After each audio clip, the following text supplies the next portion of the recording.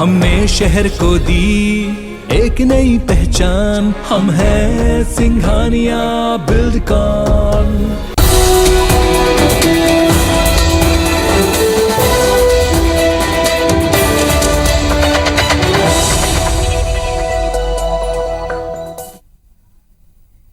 नमस्कार, मैं पुनीत पाठक। रात 10 बजे में आप सबका बहुत स्वागत है। बुलेटिन में सबसे पहले उत्तर प्रदेश के रण की बात करते हैं।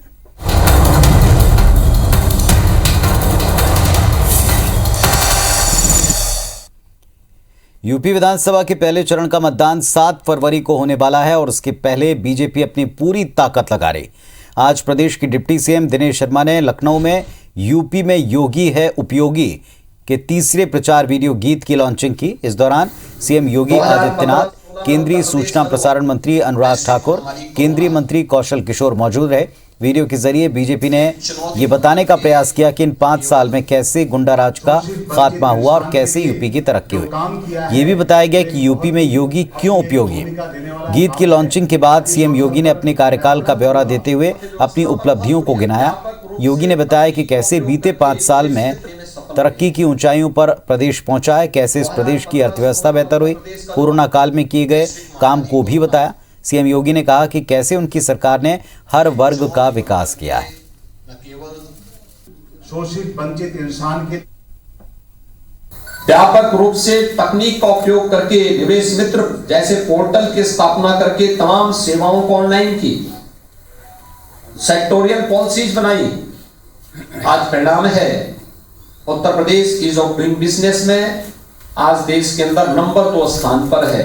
यानी देश और दुनिया का कोई भी निवेशक होगा, अगर उसे देश के अंदर कहीं निवेश करना होगा तो तीन महत्वपूर्ण गंतव्य उसके सामने होंगे, उनमें से उत्तर प्रदेश एक होगा।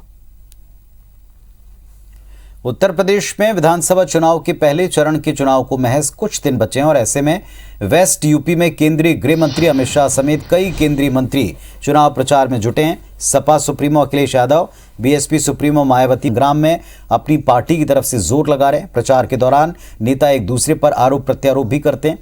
यूपी में बीजेपी ने जहां एक नया वीडियो सॉन्ग लॉन्च किया है, वहीं अखिलेश यादव और जयंत चौधरी वेस्ट यूपी की कई विधानसभा सीटों पर गए।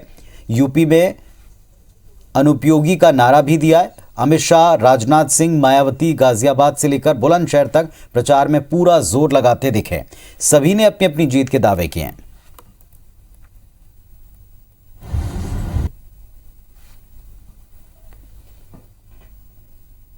लोकसभा सांसद असदुद्दीन ओवैसी की कार पर मेरठ के हापुड़ के निकट छिजराशी टोल नाके पर कुछ अज्ञात बदमाशों ने जानलेवा हमला कर दिया।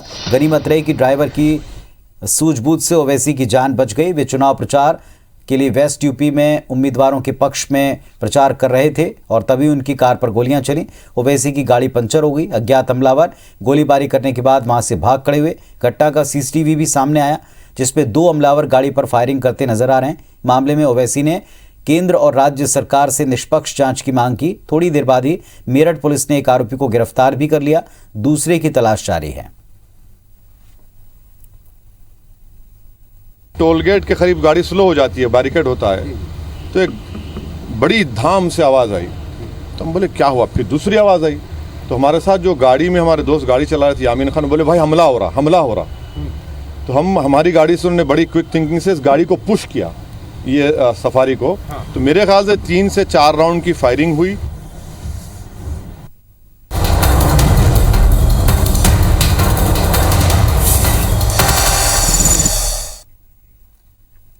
कांग्रेस सांसद राहुल गांधी ने आज छत्तीसगढ़ में 2 बड़ी योजनाओं की शुरुआत की।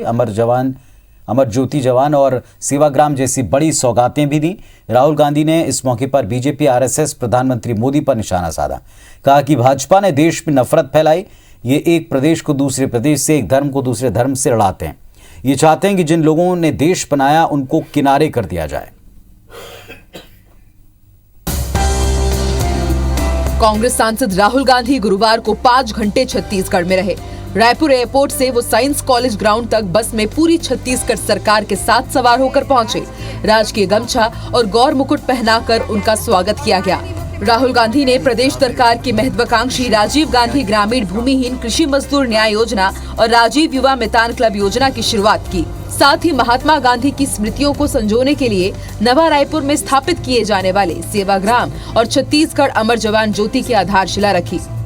और छत्तीसगढ़ का जो धान का प्रोडक्शन था एकदम से बढ़ गया, पूरे प्रदेश को फायदा हुआ। हमने छत्तीसगढ़ के हर किसान को उसकी मेहनत का सही दाम दिया। छत्तीसगढ़ के जवानों ने भी इस देश के लिए खून बहाया है। उनके स्मृति में छत्तीसगढ़ में अमर जवान ज्योति की स्थापना की जाएगी, जिसका शिलान्यास आपके कल खामोश हुआ है। साइंस कॉलेज ग्राउंड में छत्तीसगढ़ सरकार के विभिन्न विभागों के विकास कार्यों की प्रदर्शनी का उद्घाटन करने के बाद उन्होंने करीब 1.25 घंटे तक घूम कर इसका जायजा भी लिया। कुम्हार के साथ बैठकर उन्होंने दिया बनाया और लंच टाइम में मुख्यमंत्री भूपेश बघेल और मंत्रियों, गांधीवादी चिंतकों के अलावा गरीब, किसान, मजदूर हितग्राहियों के साथ पंगत में बैठकर भोजन भी किया। इसके बाद वो गांधी विचार गोष्ठी में भी शामिल हुए और कहा कि गांधी जी तपस्वी थे और उनकी पूजा नहीं करनी चाहिए, विचारों पर चलना चाहिए। जो आपकी हिस्ट्री है, जो आप अपने हाथों से बनाते हो, उसको बनाने में सरकार आपकी पूरी मदद करने की कोशिश कर रही है। वनवासी हमारे आदिवासी भाई बहन इस प्रकार से वहां लघु उपज संग्रह कर रहे हैं और उसका वैल्यूएशन करके पैसा कमा रहे हैं और यहाँ के उत्पाद हिंदुस्तान के कोने कोने में पहुंच रहा है। जो दंतेवाड़ा, जो बस्तर नक्सली गढ़ के नाम से जाना जाता है, आज दंतेवाड़ा का जो कपड़ा है टेनेक्स ब्रांड के नाम से पूरे देश और दुनिया में पहुंच रहा है। वहीं राहुल गांधी ने प्रदेश सरकार की तारीफ करते हुए कहा कि देश में मंदी जरूर है, मगर छत्तीसगढ़ में नहीं। यहाँ पिछले 3 साल में 91,000 करोड़ रुपया आम जनता की जेब में पहुँचा है। उन्होंने सरगुजा, बस्तर की कॉफी और अन्य उत्पादों का स्वाद विदेश तक पहुँचाने की बात कही।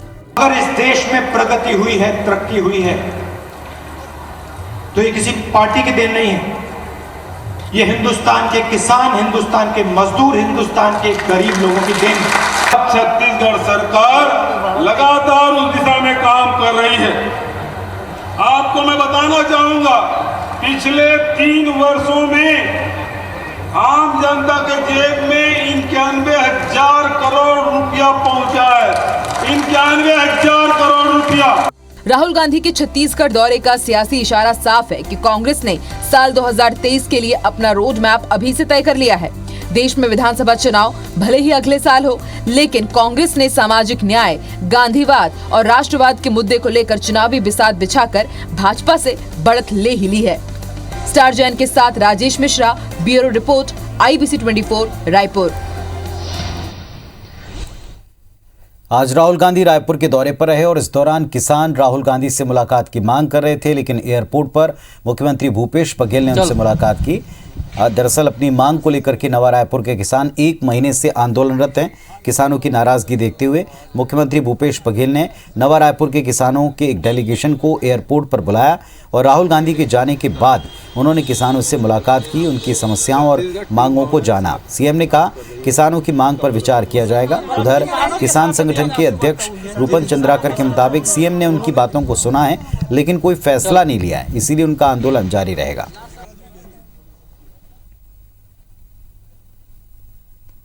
उन्होंने जब अपनी मांगे रखी, पहले भी हमारी मंत्रिमंडलीय उप समिति बनी है जिसमें रवि चौबे जी, अकबर जी और डॉक्टर सी डहरिया जी तीनों सदस्य, उन्हीं बातों को उन्होंने दोहराया। मैं उन्होंने कहा कि इसको परीक्षा हम कर रहे हैं। राहुल गांधी से नहीं तो सीएम साहब मिले और सभी पॉइंट को सुन ले और सुनने के बाद में फैसला दे दे, तो फैसला देने का समय बताया नहीं है।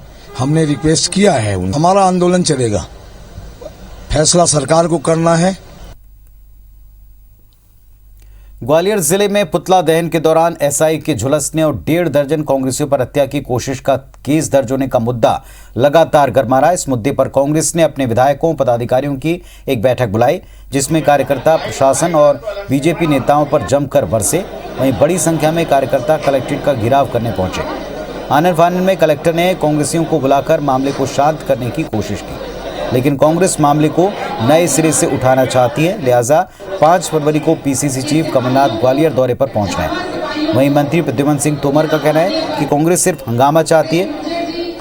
कलेक्टर का कहना है कि पुतला दहन के दौरान पेट्रोल का इस्तेमाल किया गया, जिसका प्रमाण प्रशासन के पास है। अब कांग्रेस बचाव में तथ्य पेश करे तो जांच पर विचार किया जाएगा। इधर कांग्रेस कहती है कि वो महज हादसा था, जिस पर इतनी बड़ी कार्रवाई नहीं होनी चाहिए। इस प्रकार से किसी भी दल का धुआं मजदूर बनकर काम करना बंद करें। प्रशासन की अपनी भूमिका होती है, ब्यूरोक्रेसी को निष्पक्ष तौर पर कार्य करना चाहिए। ग्वालियर पिछले 17-18 महीनों से जो माहौल है, उसमें ऐसा लग रहा है कि प्रशासन बधुआ मजदूर बनकर कार्य कर रहा है। उनको तो सिर्फ दंगा फसाद उद्यम करा करके, विकास को अवरुद्ध करके राजनीति करना, और ये राजनीति जनता के साथ जो भी करेगा, ईश्वर उसको माफ नहीं करेगा। मध्य प्रदेश में मुख्यमंत्री कन्यादान योजना में घोटाले की खबर पर मुख्यमंत्री शिवराज सिंह चौहान की नाराजगी के बाद बड़ी कार्रवाई हुई। ईओडब्ल्यू ने 1 महीने तक चली जांच के बाद विदिशा जिले के सिरौन जनपद पंचायत के तत्कालीन सीओ रहे शोभित त्रिपाठी और 2 कंप्यूटर ऑपरेटर जितेंद्र साहू, योगेंद्र शर्मा को गिरफ्तार किया। ईओडब्ल्यू जांच में खुलासा हुआ कि कोरोना के दौरान लॉकडाउन में शादियों के नाम पर फर्जीवाड़ा कर 30 करोड़ से ज्यादा का पेमेंट किया गया। दरअसल कोरोना काल में 5,923 विवाह के मामले स्वीकृत करते हुए 30 करोड़ 18,39,000 रुपए का पेमेंट किया गया। ये मामला विधानसभा के शीत सत्र में सिरौन से भाजपा विधायक उमाकांत शर्मा ने उठाया था। इसके बाद सीएम शिवराज सिंह चौहान ने इस घोटाले को लेकर नाराजगी जताई थी। कोविड काल के दौरान बहुत सी ऐसी शादियां इस योजना के तहत की गई हैं जो शादियां हुई ही नहीं है, या फिर शादियां पहले हुई और उनको उस काल के दौरान गणना में लिया गया और उसके संबंध में राशियां निकाल करके अन्य लोगों के अकाउंट्स में डाली गई। शोभित त्रिपाठी जो तत्कालीन सीओ जनपद पंचायत सिरोंज थे, उनकी गिरफ्तारी हुई है और साथ ही में 2 कंप्यूटर ऑपरेटर्स जो उस समय कार्य कर रहे थे, उन दोनों की गिरफ्तारी की गई है। ग्वालियर में एक ऑडियो वायरल हुआ है जिसमें पुलिस और रेत गिट्टी माफिया के गठजोड़ को उजागर कर दिया। दरअसल आरोप है डंपर चालक राहुल की गाड़ी को निकालने के एवज में पुलिस आरक्षक राकेश मीणा को हर गाड़ी के हिसाब से 2-2 हज़ार रुपए दिया करता था। आरोपी आरक्षक ने 6,000 रुपए 3 डंपर के रंगमाल होटल और घोटा होटल पर रखवाने के लिए कहा था, लेकिन ट्रक चालक ने रुपए रखवाए नहीं थे। इसी कारण पुलिस ने डंपर को रोका और थाने में रखवा दिया। पुलिस की कार्रवाई से नाराज डंपर चालक राहुल ने ऑडियो वायरल कर दिया। अभी ऑडियो एसएसपी अमित सांगी तक पहुंच चुका है, जिसे सुनने के बाद आरक्षक राकेश को सस्पेंड कर दिया गया, जांच के आदेश दिए। हालांकि IBC 24 इस ऑडियो की सत्यता की पुष्टि नहीं करता है। राहुल 12 तारीख निकल गई तुम्हारी? भाई साहब 12 तारीख नहीं निकली, गाड़ियों के पैसे आपके पास ना अभी आ जाएंगे, गाड़ी आ रही है अभी, धौलपुर निकल आई। ठीक है, गोटा होटल में दिलवा देना या तू ले लेना, तू मुझे दे देना कल। भाई साहब तीनों गाड़ियों के फोन पे करवा दूंगा आपको सुबह, उसी नंबर पे जिस पे आपने पहले करवाए थे। वो नहीं, गोटा नहीं, वो ठीक है, फोन पे साहू को देना पड़ता। रंगमहल होटल पे दिलवा दूं? रंगमहल पे वो तो फेमस होटल है, ड्राइवर सब जानते हैं। ठीक भाई। तो कितनी गाड़ी तूने? भाई साहब अपनी तो वही 3 गाड़ी चल रही है। ओके ठीक है, मैं बोल देना उसमें। ठीक भाई साहब, ठीक, पैसे कल भिजवा दूंगा मैं। ठीक है भाई साहब, आओ ठीक है। सिरोल थाना में पदस्थ आरक्षक के द्वारा कुछ लेन देन की बात जो की जा रही थी और उस संबंध में वायरल हुआ था। इसकी जांच पुलिस अधीक्षक महोदय के द्वारा CSP यूनिवर्सिटी से करवाई गई थी और उसको प्रारंभिक रूप से उसको दोषी मानते हुए उसको निलंबित कर दिया गया। मधुकुंज अगरबत्ती प्रेजेंट्स बिग न्यूज। अगरबत्ती हो तो मधुकुंज।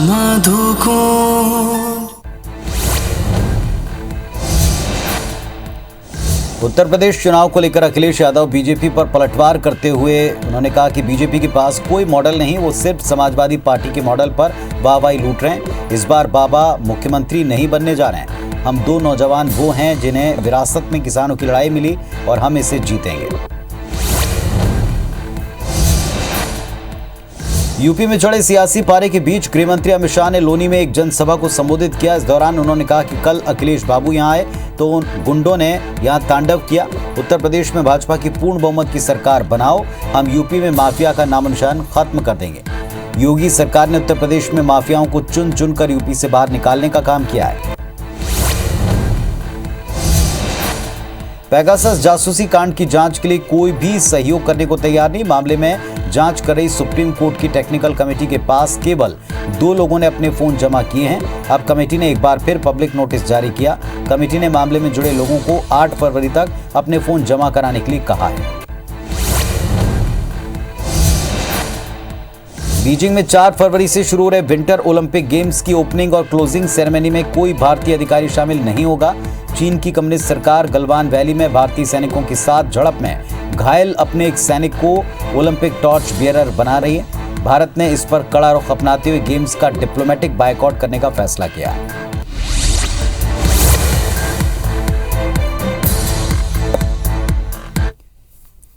खबर रायपुर से, जहां नियमितीकरण की मांग को लेकर स्वास्थ्य विभाग के कर्मचारियों ने काली पट्टी बांधकर काम किया। स्वास्थ्य समेत 48 विभाग के तहत संचालित 650 निगम आयोग मंडल के कर्मचारी मुख्यालय में मौजूद रहे और अपनी मांग को लेकर प्रदर्शन किया।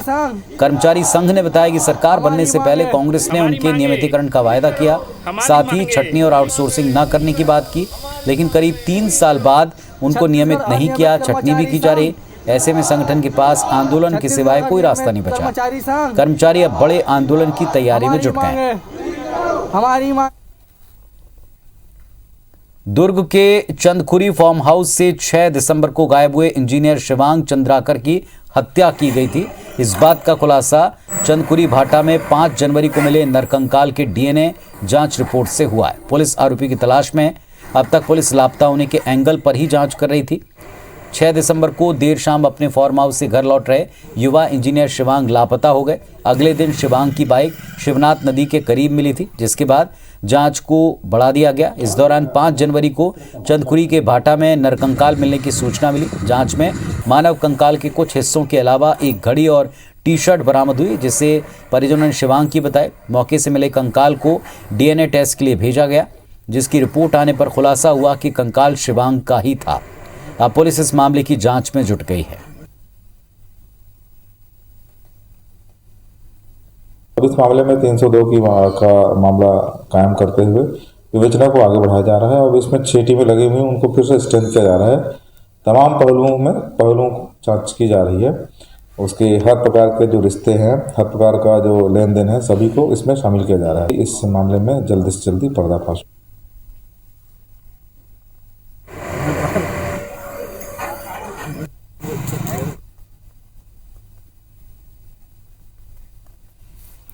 धार्मिक नगरी शिवरी नारायण में 16 फरवरी को माघी पूर्णिमा मेले की शुरुआत होगी। छत्तीसगढ़ के सबसे बड़े और प्राचीन मेले की तैयारी को लेकर आज जांजगीर जिला कलेक्टर जितेंद्र शुक्ला के साथ शिवरी नारायण नगर पंचायत पदाधिकारियों और जनप्रतिनिधियों की बैठक हुई, जिसमें कोरोना गाइडलाइन के तहत मेला आयोजन की तैयारी पर चर्चा की गई। अब 5 फरवरी को शिवरी नारायण में जांजगीर एसडीएम कमलेश नंदिनी साहू भी जनप्रतिनिधि और स्थानीय नागरिकों की बैठक लेंगे। शिवरी नारायण में हर साल माघी पूर्णिमा से लेकर महाशिवरात्रि तक 15 दिनों का मेला लगता है। इस मेले की पहचान प्रदेश के सबसे प्राचीन मेले के तौर पर है। शिवरी नारायण को ओडिशा के पुरी स्थित भगवान जगन्नाथ का मूल स्थान माना जाता है।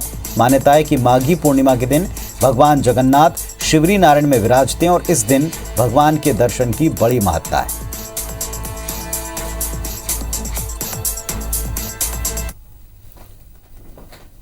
तो इस बुलेटिन में फिलहाल इतना ही। खबरों अपडेट्स के लिए आप देखते रहें IBC 24। नमस्कार।